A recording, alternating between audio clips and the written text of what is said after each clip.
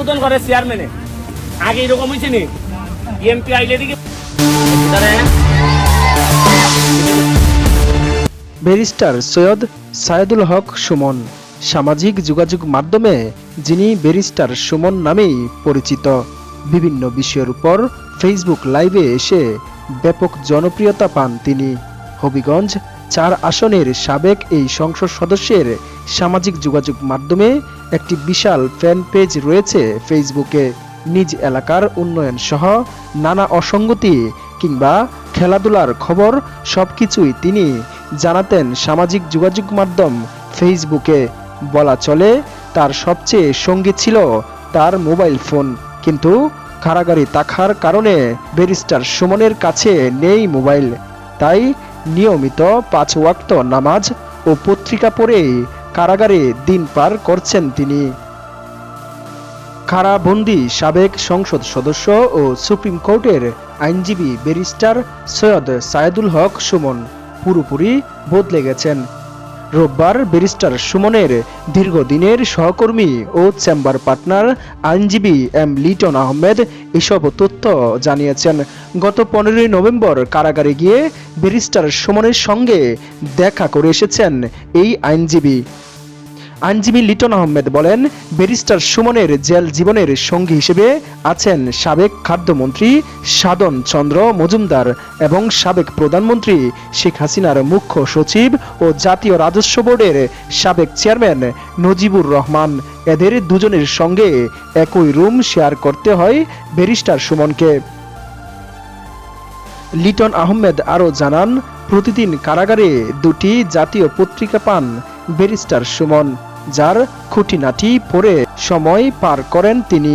তবে ব্যারিস্টার সুমন তার সহকর্মীকে বলেন, যেদিন আদালতে তোলা হয় সেদিন মন খারাপ থাকে তার বেশি,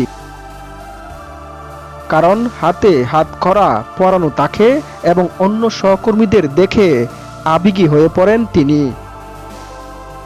এবং জেল জীবনের আরও একটি কষ্টের কথা জানান ব্যারিস্টার সুমন।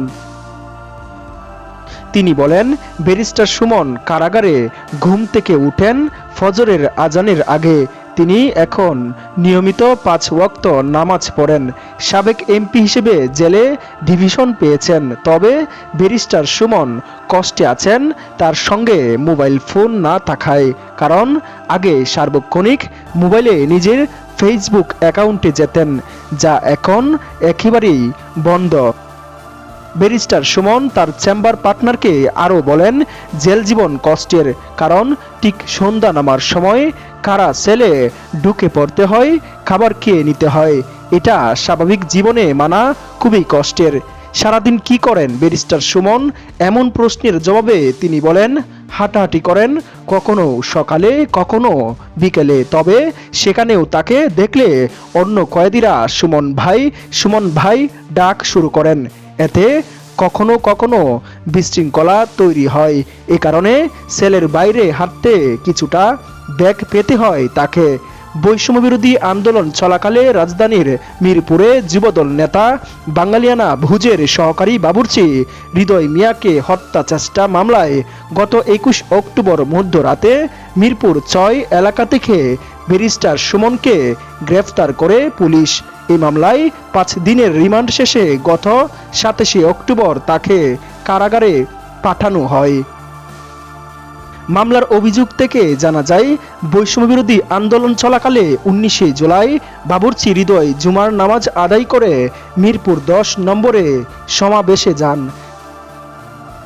সেখানে আওয়ামী লীগ ও তার অঙ্গ সংগঠনের নেতাকর্মীরা হামলা চালায়। তারা ককটেল ও বোমা নিক্ষেপ করে এবং গুলি চালায়। এতে গুলিবিদ্ধ হয়ে গুরুতর আহত হন হৃদয়। হবিগঞ্জের মাধবপুর উপজেলার 10 নম্বর হাতিয়ান ইউনিয়ন যুবদলের সিনিয়র সহ সভাপতি। এই ঘটনায় তিনি 23 সেপ্টেম্বর মিরপুর মডেল থানায় মামলা করেন। মামলার 3 নম্বর আসামি ব্যারিস্টার সৈয়দ সায়েদুল হক সুমন। সাইফুল্লাহ সাইফ, দৈনন্দিন চিত্র।